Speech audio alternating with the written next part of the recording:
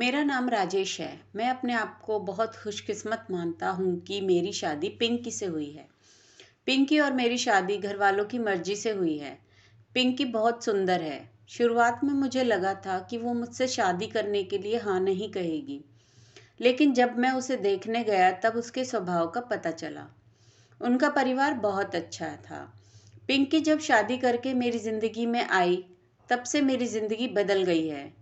सभी मुझे कहते थे कि मैं बहुत खुशकिस्मत हूँ। अभी मेरी शादी को करीब 3 महीने ही हुए हैं। मेरा सपना था कि मैं बड़े शहर में एक बड़ा शोरूम बनवाऊँ कपड़े का। मैंने पिंकी को इस बारे में बताया। पिंकी को पता है कि यह मेरे लिए कितना बड़ा सपना है। मैं दिन रात इसी में लगा रहता हूँ। बड़ी मुश्किल से मुझे एक जगह मिली, लेकिन पैसे बहुत ज़्यादा थे, इसलिए मैंने अपने गांव की ज़मीन बेचने का फैसला किया। ज़मीन में मेरे पिता के दूसरे भाइयों का भी हिस्सा था। इसी काम के लिए मुझे कुछ दिनों तक गांव में जाना पड़ रहा था। मैंने पिंकी को चलने को कहा, क्योंकि पता नहीं कितना समय लग सकता है, लेकिन उसने कहा कि वो अपने मायके चली जाएगी। मैंने भी सोचा कि ठीक है। पिंकी अपने मायके चली गई। मैं अपने गांव चला गया। पिंकी से मैं फ़ोन पर बात किया करता था। ज़मीन के कागज़ और सारी बातों में समय लग रहा था।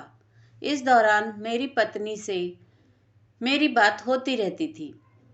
मैंने एक शाम उसे फ़ोन किया तो वो कुछ बदली बदली सी थी, ज़्यादा बोल नहीं रही थी। मैंने पूछा, क्या हुआ, तुम ठीक हो ना? वो बोली कि मुझे आपको कुछ बात करनी है। मैंने कहा कि बताओ, क्या बोलना चाहती हो? वो थोड़ी देर चुप रही और फिर बोली कि नहीं, अभी नहीं, मैं आपको मिलकर ही बताऊंगी। मैंने भी कहा कि ठीक है, लेकिन मुझे नहीं पता था कि मेरी ज़िंदगी में इतनी बड़ी बात होने वाली है। अगले दिन दोपहर में मैंने जब पिंकी को फ़ोन किया तो उसने फ़ोन नहीं उठाया। मैंने भी सोचा कि कुछ काम होगा, इसलिए मैंने उस बात पर ज़्यादा ध्यान नहीं दिया। मैं सारा दिन अपने काम में उलझा रहा। काम भी ज़रूरी था, क्योंकि वो ख़त्म करके ही मैं जल्दी से पिंकी के पास वापस जा सकता था। दिन भर के काम के बाद मैंने फिर शाम को पिंकी को फ़ोन किया, लेकिन इस बार उसका फ़ोन स्विच ऑफ आ रहा था। मैंने फिर सोचा कि शायद किसी काम से गई होगी और मोबाइल स्विच ऑफ हो गया होगा। मैंने रात को फिर फ़ोन किया, क्योंकि दिन भर बात हो ना हो, लेकिन रात में ज़रूर बात किया करते थे। लेकिन रात में भी उसका फ़ोन स्विच ऑफ ही था। अब मुझे थोड़ी फिक्र हुई, लेकिन फिर मैंने सोचा कि वो उसके घर ही है। अगर कुछ बात होती तो मुझे फ़ोन आ ही जाता। थोड़ा बहुत विचार करके मैं सो गया। मैंने सोचा कि उसके घर में किसी को फ़ोन करूं, लेकिन रात में उस समय फ़ोन करना मैंने उचित नहीं समझा, इसलिए मैं सो गया। सुबह उठते ही मुझे यही ख्याल आ रहा था कि मैं पिंकी से बात करूं। सुबह भी मैंने फ़ोन किया, लेकिन अभी भी वही बात, उसका फ़ोन स्विच ऑफ ही था। अब मैंने उसकी मम्मी को फ़ोन किया, लेकिन उन्होंने भी मेरा फ़ोन नहीं उठाया। अब मुझे थोड़ी फिक्र होने लगी थी, क्योंकि किसी से भी मेरी बात नहीं हो रही थी। करीब 3 दिन तक ना पिंकी का फ़ोन आया था, ना ही उसकी माँ का। मैं अपने काम में लगा रहा। फिर एक शाम मेरी सास का फ़ोन आया। मैंने पूछा कि पिंकी कहाँ है। वो बोली कि पिंकी अपनी एक चचेरी बहन की शादी में गई है। शायद वहाँ नेटवर्क नहीं होगा, इसलिए बात नहीं हो पा रही है। मैं भूल गया था कि पिंकी ने मुझे बताया था कि वो वहाँ जाने वाली है। मेरी चिंता थोड़ी कम हो गई और मैं वापस अपने काम में लग गया। पिंकी वहाँ 5 दिन रुकने वाली थी, इसलिए मैंने सोचा कि शायद 5 दिनों तक मेरी पिंकी से कोई बात नहीं हो पाएगी। मेरा काम भी लगभग खत्म हो गया था। मेरे हाथ में पैसे 2 से 4 दिन में आने वाले ही थे। जैसे ही मेरे हाथ में पैसे आए, मैं वहाँ से निकल गया। वहाँ से निकलने के बाद मैं सीधा अपनी पत्नी के घर ही गया, उसे लेने के लिए। जैसे ही मैं वहां पहुंचा, मुझे देखकर मेरी सास खुश होने की बजाय डरी हुई दिखाई दी।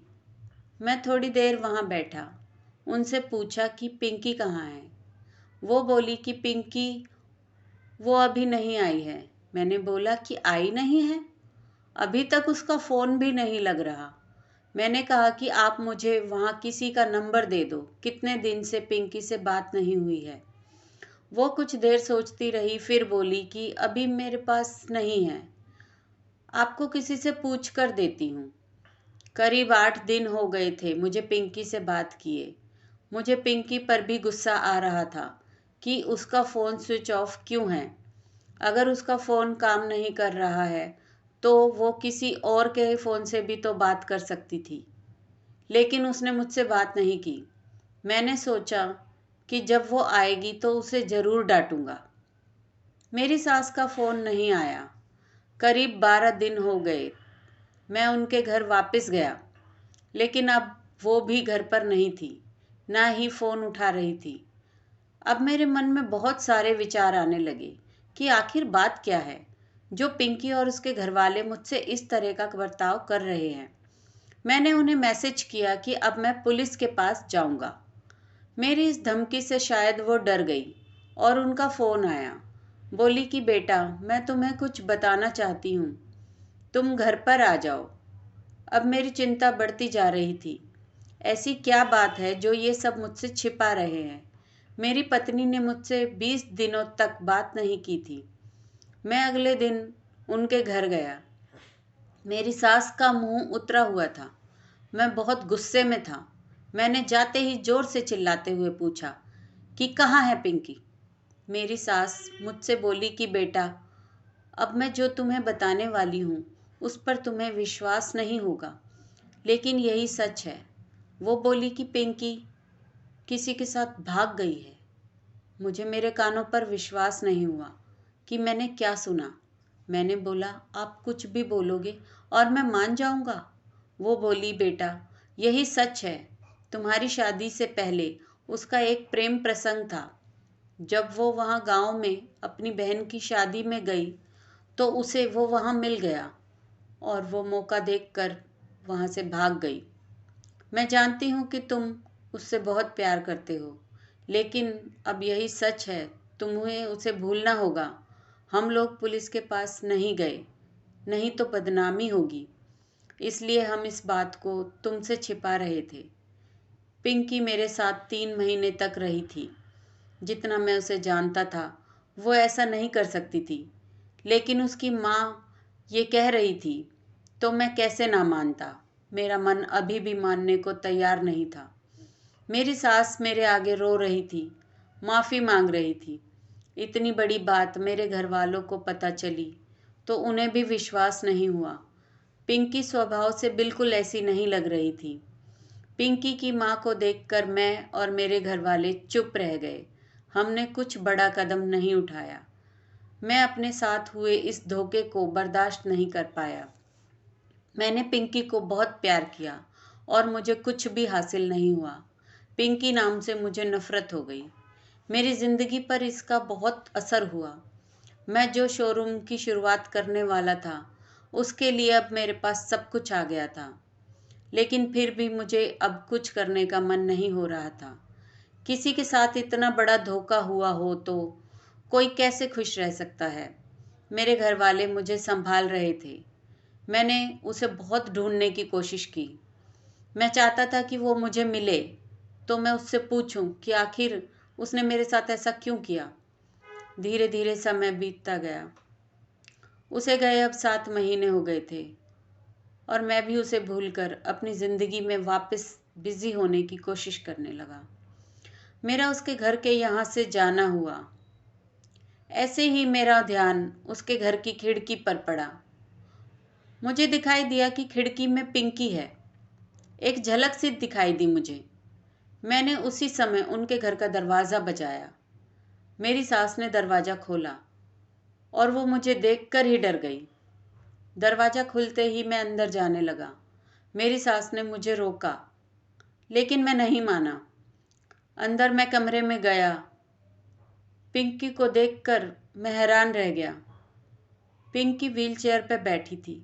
पिंकी ने मुझे देखा और उसकी आंखों से आंसू आ गए। मैंने पूछा कि ये क्या हुआ? पिंकी बस रो रही थी। मेरी सास बोली कि बेटा, पिंकी जब शादी में गई थी तब उसका एक्सीडेंट हो गया था और उसे ऐसी जगह चोट आई जिसके कारण अब वो चल नहीं सकती है। एक्सीडेंट के समय भी बेहोशी में यही कह रही थी कि तुम्हें ना बताए, वो बड़े काम से गए हैं। डॉक्टर ने जब बताया कि हो सकता है पिंकी अब चल ना सके और इलाज पर बहुत ज़्यादा पैसा लगेगा, तब भी मैंने कहा कि दामाद जी को बता देते हैं। लेकिन पिंकी ने कहा कि मैं उनकी ज़िंदगी खराब नहीं कर सकती। उनका सपना शोरूम खोलने का है। उनकी ज़िंदगी में जाऊंगी तो उन पर बोझ ही बनूंगी। इसलिए पिंकी ने यह झूठ तुम्हें कहने को कहा ताकि तुम उसे भला बुरा कहकर उसे भूल जाओ, उससे नफरत करो। मेरी पत्नी मुझसे इतना प्यार करती थी।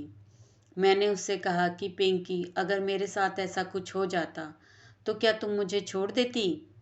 पिंकी ने रोते हुए कहा, ऐसा मत बोलो। पिंकी ने कहा, मैं आपकी दोषी हूँ। एक्सीडेंट में हमारा बच्चा जो मेरे गर्भ में था वो भी नहीं बचा। आप मुझे भूल जाएं, दूसरी शादी कर लीजिए। मैं आप पर बोझ नहीं बनकर रहना चाहती।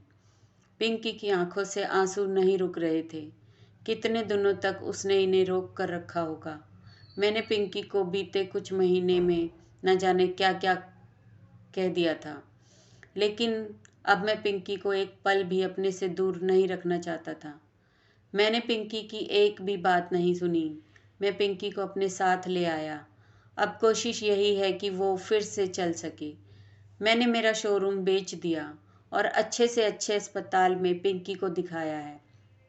उम्मीद की किरण दिखाई दे रही है। बस मैं यही चाहता हूँ कि वो फिर से अपने पैरों पर खड़ी हो जाए। धन्यवाद दोस्तों। कहानी पसंद आई हो तो लाइक, शेयर और सब्सक्राइब करें।